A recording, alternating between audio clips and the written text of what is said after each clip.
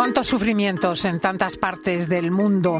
Y a pesar de ello, vivimos una era fascinante, porque se mezclan acontecimientos históricos trágicos, como ha ocurrido siempre, con una época de revolución tecnológica, por ejemplo, en la que se habla de inteligencia artificial, de mirar al espacio en busca de formas de vida y lugares en los que vivir.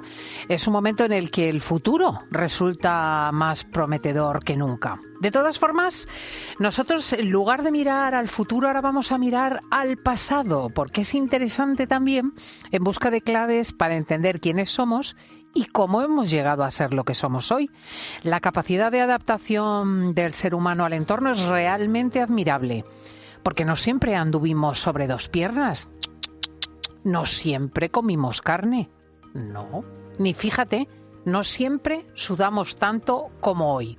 Es realmente impresionante conocer cómo el organismo ha ido evolucionando, adaptándose a las circunstancias que le han rodeado y que nos han permitido estar aquí. Yo hablando y tú escuchando, en definitiva, comunicándonos. De esto quiero hablar con nuestro siguiente invitado. Don Juan Ignacio Pérez Iglesias es biólogo y catedrático de Fisiología en la Universidad del País Vasco. Don Juan Ignacio, muy buenos días. Muy buenos días. Primates al este del Edén es su último libro. Me llama muchísimo la atención el título. ¿A qué Edén te refieres? A la selva tropical me refiero, sí. Es una metáfora, lógicamente, ¿no?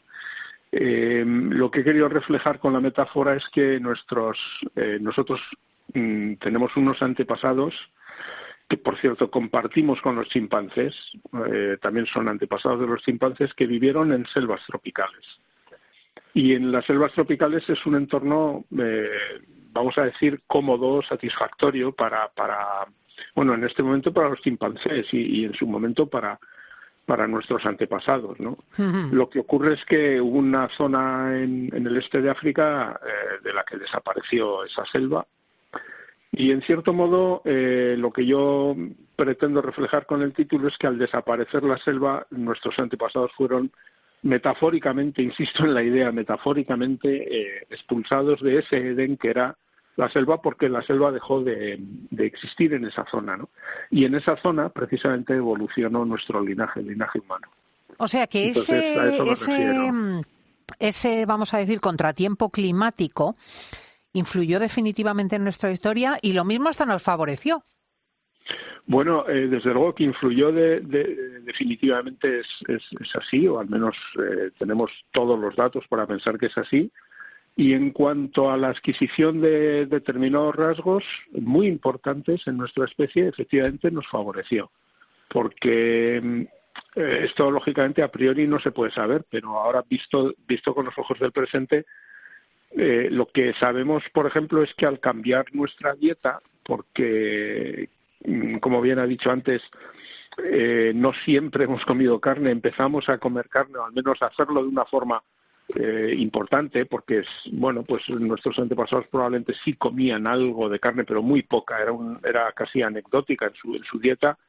En el momento en el que nos quedamos sin ese entorno selvático y empezamos a colonizar la sabana, pues este es un medio donde abundan los ungulados y grandes herbívoros que proporcionaban carne. Y entonces esto, que aparentemente puede resultar algo casi anecdótico, pensar, bueno, pues sí, hemos cambiado de pasar de una dieta más de frutas a una dieta en la que la carne empieza a ser importante y puede, como digo, ser anecdótico. Resulta que esto muy probablemente fue la clave que permitió que dispusiésemos de la suficiente cantidad de energía como para tener un cerebro, un encéfalo tan grande como el que tenemos y tan poderoso.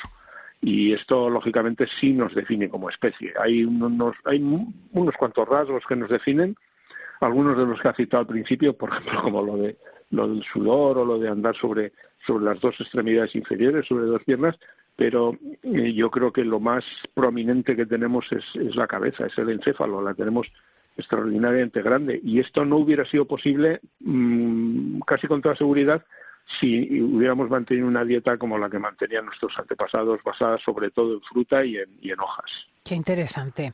El cambio del entorno, de ese entorno selvático a la sabana, favoreció que nos incorporásemos, que anduviésemos sobre dos piernas, el bipedismo, y desarrollásemos la capacidad de correr. ¿Esto es anterior o posterior al cambio del encéfalo? O sea, ¿qué relación hay entre una cosa y otra? Es simultáneo, realmente. Son procesos que ocurren en cierto modo, bueno, realmente antes del crecimiento del encéfalo se produjo la bipedestación, la capacidad, bueno, realmente nuestros antepasados en la selva ya eran bípedos en el sentido de que se podían desplazar sobre dos piernas con relativa facilidad, pero andaban sobre todo por las ramas, o sea, y yo suelo decirlo así, ¿no? Se iban por las ramas, ¿no? Lo que pasa es que al adentrarse en territorios más abiertos, con menos arbolado, esa capacidad para desplazarse sobre dos piernas se acentuó y fueron capaces de desplazarse más rápida y más ágilmente. Lo que ocurre en ese entorno es que es un entorno muy cálido. Si no hay árboles no hay sombra. Y por otro lado, si uno se dedica a cazar, tiene que correr. O si se dedica también a conseguir carcasas, a conseguir carroña de animales que han podido cazar otros depredadores, tiene que correr, tiene que andar rápido. Y eso fue posible, entre otras cosas, porque desarrollaron una capacidad muy grande para disipar calor, para refrigerarse. Y esta es la razón por la que somos una especie que produce una cantidad enorme de sudor, porque el sudor es un mecanismo muy eficaz para regular la temperatura del cuerpo.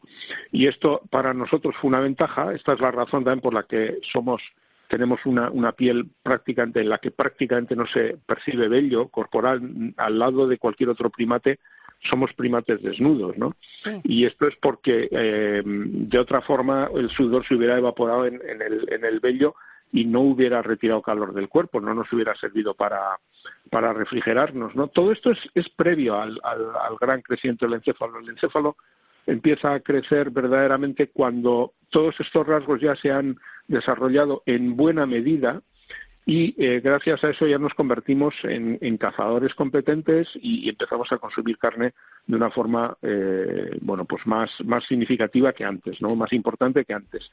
Y eso es lo que permite después el crecimiento del encéfalo. Nuestros antepasados de hace 3 millones de años o 4 millones de años tenían un encéfalo de aproximadamente 350 mililitros, o sea, un tercio de litro, y nosotros lo tenemos de 1.300, o sea, lo hemos multiplicado por 3 o por 4, ¿no? El volumen, que es muchísimo.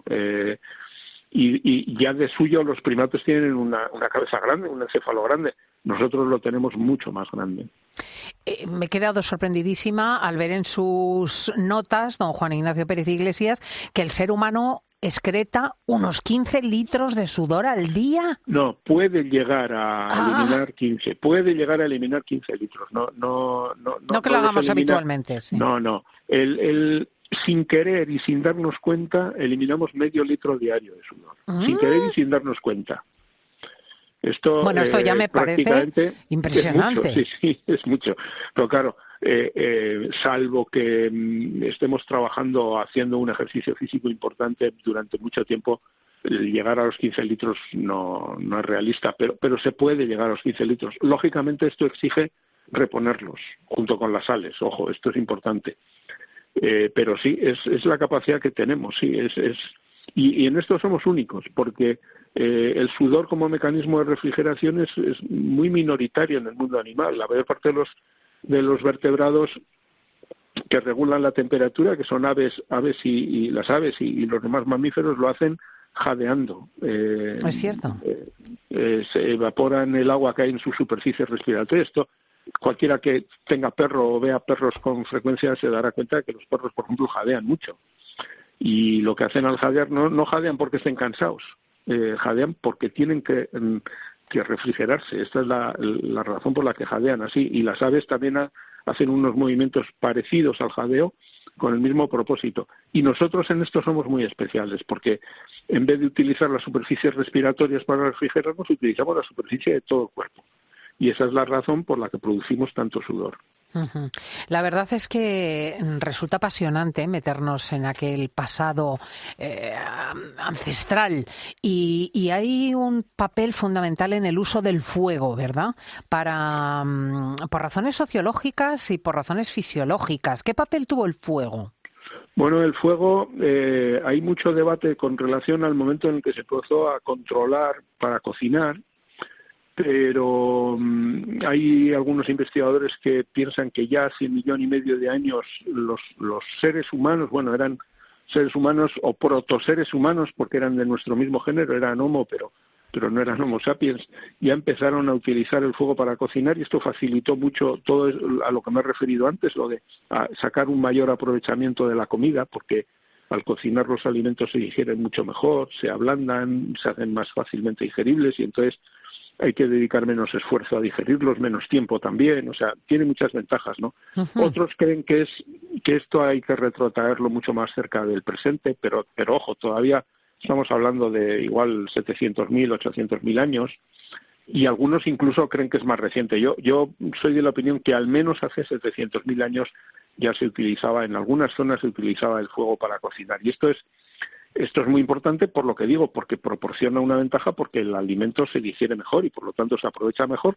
y se dispone, curiosamente, de más tiempo también para utilizarlo en otras actividades, que no sea solo comer, ¿no? Hay que pensar que un chimpancé y un gorila, por ejemplo, utilizan una parte del tiempo diario enorme en comer, porque necesitan comer bastante cantidad para sacar la energía que necesitan y nosotros podemos comer durante mucho menos tiempo. Es Pero volviendo increíble.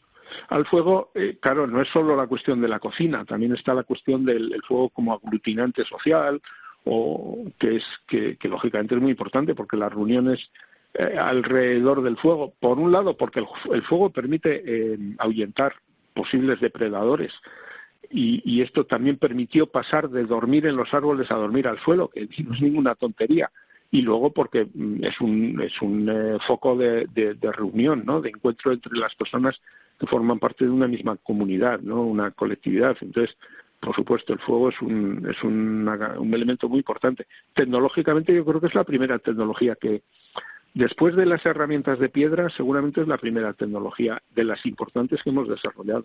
Ujú. Pues si quieres conocerte más, si quieres saber de dónde vienen tus destrezas y tus capacidades, cómo te has desarrollado desde primate a ser humano, este es tu libro, Primates al Este del Edén, de don Juan Ignacio Pérez Iglesias, catedrático de Fisiología. Fascinante. Muchísimas gracias. Gracias a ustedes. Un saludo.